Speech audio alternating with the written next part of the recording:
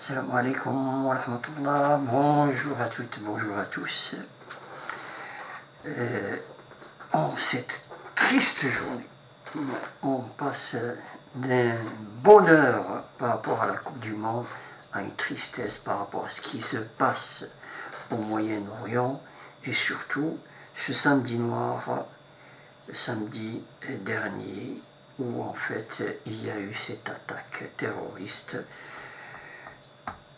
Pour bien sûr la nommer comme il faut. Bon, j'ai voulu me taire, mais je me suis dit, je serais aussi un lâche si je me tais. Si je me tais devant ce massacre, devant ce qui se passe, si je ne m'exprime pas, c'est que c'est fini. Oui, c'est vrai que on est entouré d'antisémites, de ce que vous voulez, mais ne pas dire ce qu'on pense sur ce sujet-là, c'est une lâcheté. Et c'est ce qui se passe, si vous avez remarqué, ni le CFCM, ni la mosquée de Paris n'ont fait de communiqué, de crainte. De qui? De vous. Je ne généralise pas, bien sûr, parce que je sais comment la majorité, bien sûr, je dirais la majorité. Il faut arrêter avec des minorités maintenant. On a un problème dans notre communauté musulmane de France. J'ai alerté bien sûr les responsables religieux, les mosquées sur ce sujet, plusieurs fois. Personne ne s'est remué pour, bien sûr, attaquer ce problème. On ne va pas, bien sûr, le traiter maintenant, ça c'est sûr, mais bien sûr, on va parler de ce massacre et ce terrorisme. Oui, il faut le nommer, c'est un terrorisme. Si mettre des enfants dans des cages pour les animaux, et dire que c'est des otages, ça c'est pas du terrorisme. Alors je ne sais pas quelle est la définition du terrorisme que vous donnerez. Et je ne sais pas si vous avez eu, bien sûr qu'on a eu beaucoup d'images. Vous avez vu, je ne sais pas, cette vidéo où ce membre de Hamas qui essaye de découper une tête avec une pioche et il est fier de ce qu'il est en train de faire, puisqu'il le dit clairement, je suis le premier à décapiter une tête. Avec quoi? Avec une pioche. Et il donne des coups, et il redonne, fier de son geste. Si ça, c'est pas du terrorisme, alors vous avez un problème avec les Juifs.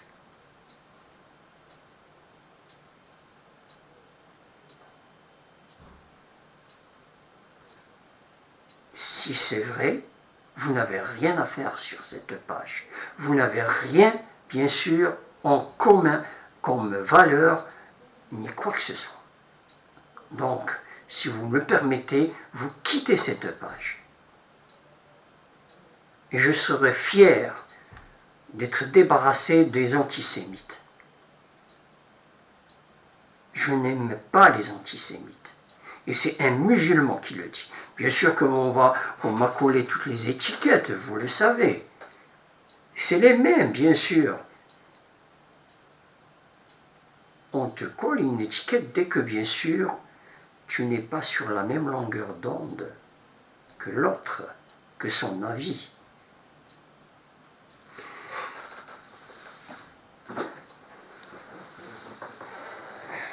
M. Darmanin vient de faire un communiqué.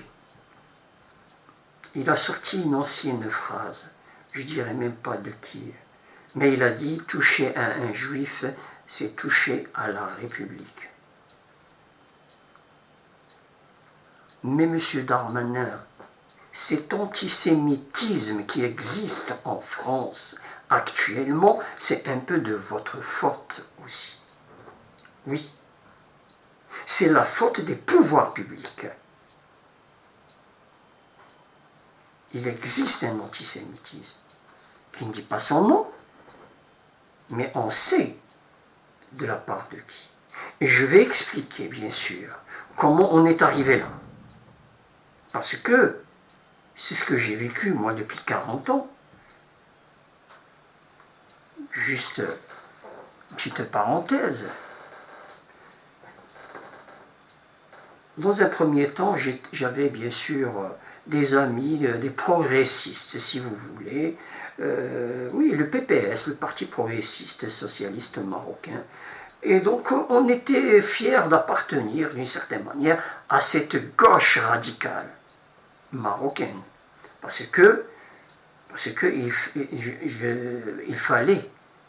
il fallait un contrepoids du pouvoir qui était bien sûr presque absolu. C'était les années de plomb. Hein. Et donc, avec ce PPS, je dirais ce qu'on appelait en marocain aussi Al-Qaïda. Voilà. En université, on appelait ça Al-Qaïda, c'est-à-dire la base. Ils disent la base, ça veut dire c'est le peuple. Mais c'était de l'extrême gauche, des marxistes. Puis après, j'ai compris qu'on est en fait en train de croire qu'on allait changer le monde, mais juste en blablatant, avec des théories marxistes, des léninistes, et je ne vous dis pas les noms soviétiques, mais d'une certaine manière, je dirais, je faisais ma prière, comme tout musulman. Il y avait aussi, donc il y avait un conflit à l'université entre les frères musulmans, si vous voulez, et les qaïdines, c'est-à-dire les marxistes, si vous voulez. Il fallait faire un choix, je dirais.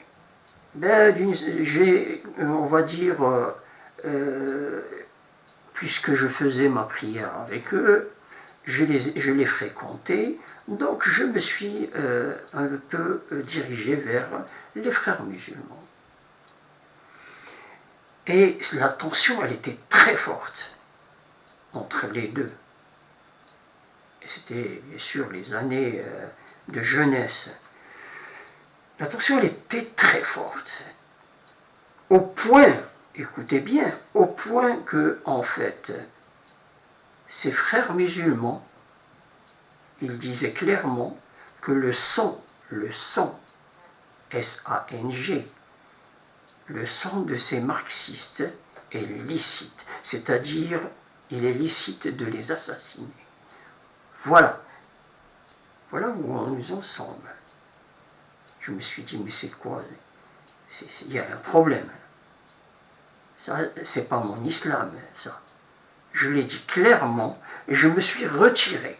Donc moi, si vous voulez, bien sûr, argument contre argument, on discute pour bien sûr convaincre l'autre, mais par contre arriver à la violence, et c'est ce qui s'est passé. Il y a eu violence. Je ne sais pas si vous vous rappelez, ça a commencé à Fès, puis après Oujda aussi, Marrakech, Casablanca, toutes les universités marocaines. Des tensions très fortes, où des vies sont tombées. Heureusement que j'avais fait comme choix de partir, on va dire, en France pour continuer mes études. C'est ce qui s'est passé. Donc, le conflit a continué. Et puis après, bon, d'une certaine manière, ils se sont assagis, heureusement. Mais pour vous dire pour vous dire, c'est ce qui est en train d'arriver ici en France. C'est ce qui se passe actuellement. Vous vous rendez compte, la gauche socialiste, communiste, qui est normalement laïque, c'est elle qui prend dans ses bras les radicalistes, les antisémites et les islamistes. Elle est devenue, malheureusement, islamo-gauchiste. C'est l'étiquette maintenant. C'est incroyable. Mais tout ça pourquoi? Parce que la gauche, les socialistes, ne sont plus des socialistes. Ils ont perdu leur sens, leur valeur. La gauche, elle a compris qu'elle a perdu dans les urnes parce qu'il y a un certain nationalisme. Oui, si le Rassemblement national il est en progression, parce qu'il y a un certain nationalisme. Il y a aussi un racisme. On ne va pas se voiler la face. Il y en a qui votent parce qu'ils sont racistes, mais il y en a d'autres qui votent parce qu'ils aiment leur pays. Et ils ne reconnaissent plus leur pays, qui est la France. En tout cas, je pense que là, tout le monde est d'accord. La France d'aujourd'hui, elle est pire que la France d'hier. C'est ce qui se passe, j'ai dit, avec bien sûr cette gauche qui, bien sûr, a pris dans ses bras les antisémites. Pourquoi? Pour le clientélisme. Maintenant, je dirais dans les quartiers, parce que le 93, tout le 93, à 99%, il est à gauche. Parce que ils ont misé sur ces populations antisémites, je dirais, et islamistes, radicales. Je ne veux pas généraliser. Mais c'est du clientélisme. C'est du clientélisme. On ne va pas se voiler la face.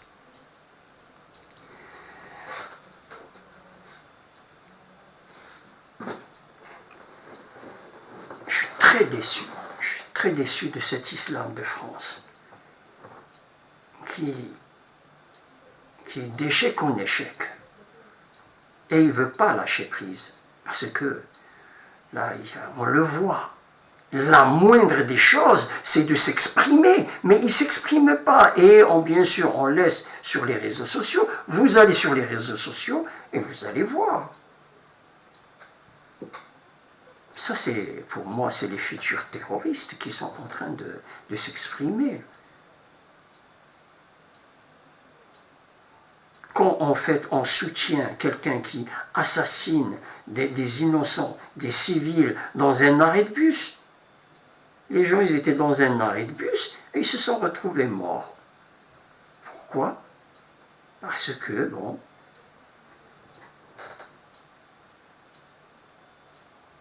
c'est pas une population contre une population, ça c'est des terroristes qui sont passés de l'autre côté pour bien sûr attaquer tout ce qui bouge. Si ça c'est pas du terrorisme, donnez-moi un autre nom. Non, la résistance c'est pas ça.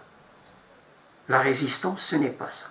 Mais si bien sûr on revient un peu à l'histoire, ça c'est des erreurs que Israël elle-même a fait. La création de ce mouvement islamique, le Hamas, qui c'est qui l'a créé? C'est Israël qui l'a créé. Un général, il l'a avoué, le général Yitzhak Segev, il l'a dit clairement. Il a dit, nous l'avons créé nous-mêmes. Pourquoi? Pour bien sûr faire un peu le contrepoids ou simplement combattre l'OLP, l'Organisation de libération de la Palestine, et les autres, bien sûr, organes. C'est Israël qui a créé le Hamas. Ça, je pense que ces antisémites, ils ne le savent pas. Donc, bien sûr que ce Hamas, il s'en fout des civils. Il s'en fout. Il a un business. C'est la terreur. Et il faut la faire durer, cette terreur.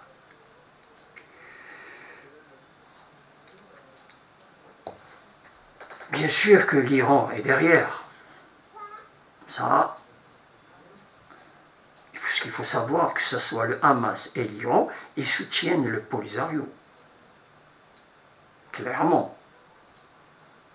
Des membres du Polisario, bien sûr, qui ont été entraînés par des membres du Hamas.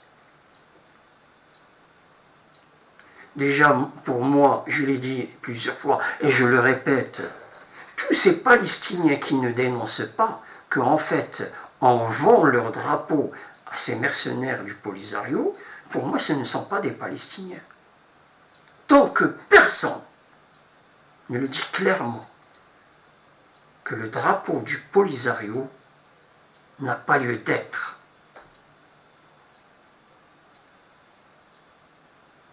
Nous-mêmes, ici à Avignon, on a eu une fois un problème. Il y a une fois un microbe, je dirais, du Polisario, qui est venu, on était avec les drapeaux palestiniens, il est venu comme un intrus parmi nous, avec son drapeau du Polisario. Et heureusement, bien sûr, moi je l'aimais, pour vous dire, moi-même, je ne l'ai même pas remarqué, parce que c'est le même drapeau. C'est le même. Heureusement, bien sûr, il y avait certains amis, ils l'ont remarqué et donc ils l'ont exclu, ils l'ont viré. Ça c'est arrivé plusieurs fois. Même le chanteur Soul King, il l'a dit une fois. Il était sur la scène, un mec lui envoie un drapeau. Il croyait que c'était un drapeau palestinien. Le pauvre, voilà, il prend des photos avec. Et voilà, boum, on lui a collé qu'il soutient le Polisario. Et il a bien sûr fait une déclaration, non pas du tout, qu'en fait je me suis fait avoir par un crétin qui m'a envoyé le drapeau et je n'ai pas vu le croissant et l'étoile des créateurs de ce mouvement de mercenaires.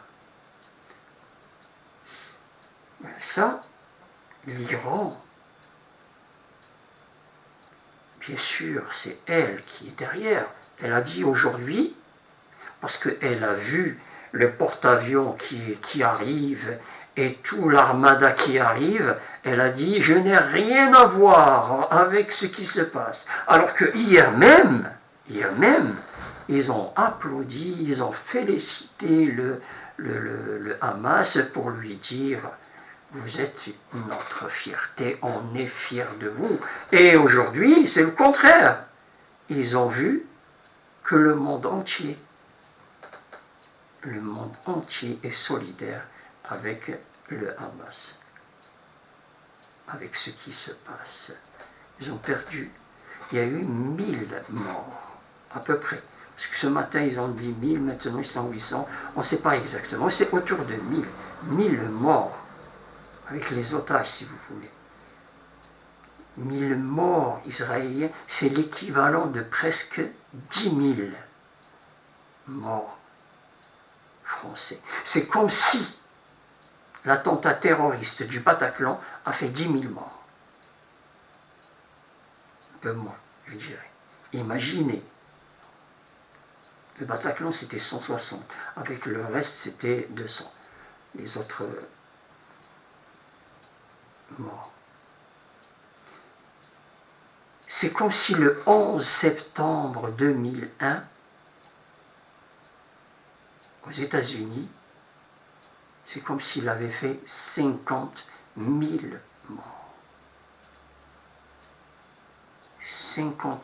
Imaginez si aux États-Unis, 50 000 Américains meurent d'un seul coup.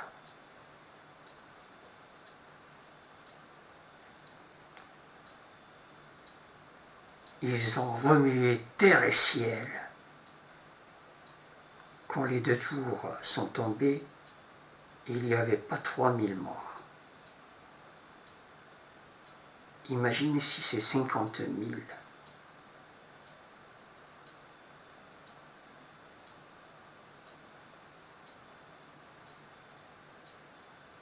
C'est sûr que vous allez me dire quelle est bien sûr la porte de sortie de ce conflit, parce que c'est un conflit, il faut le dire. Derrière, comme vous voyez derrière moi, il y a un conflit. Mais le Hamas, ce n'est pas la Palestine. Le Hamas, c'est un organe qui a déjà été créé par Israël pour casser l'OLP. Bien sûr, il a trouvé une terre fertile avec ce radicalisme. Et le radicalisme, sa base, c'est l'ignorance. C'est ce qui se passe en France. Ce sont les ignorants qui deviennent radicalistes et islamistes et salafis. Ce sont ces ignorants qui se prennent après pour des savants pour vous te dire ce qui est licite et ce qui est illicite. C'est ça, malheureusement, l'islam de France.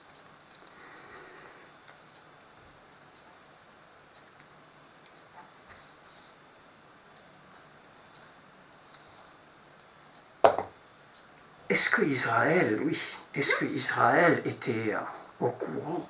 Comment ça se fait que cet attentat terroriste a marché?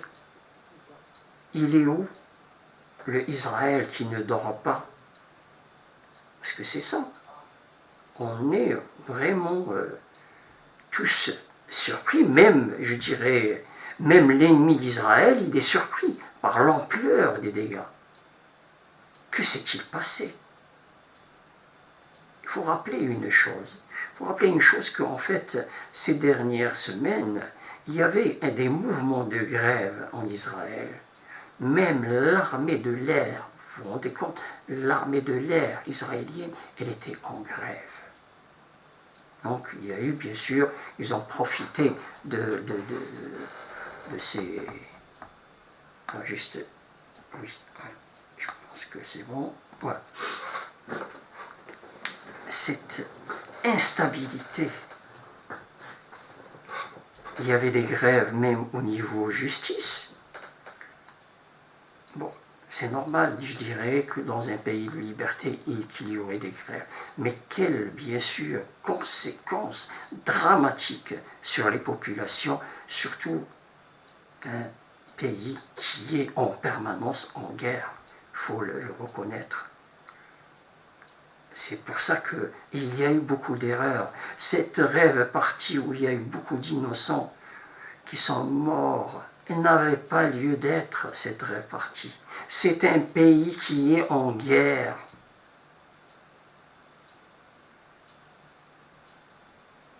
Et donc, c'est sûr que la solution, si vous me la demandez, c'est que j'espère, parce que là, c'est que Israël, elle saigne, elle va venger ses morts. Mais je ne sais pas où elle va s'arrêter. C'est sûr encore qu'il va y avoir des innocents.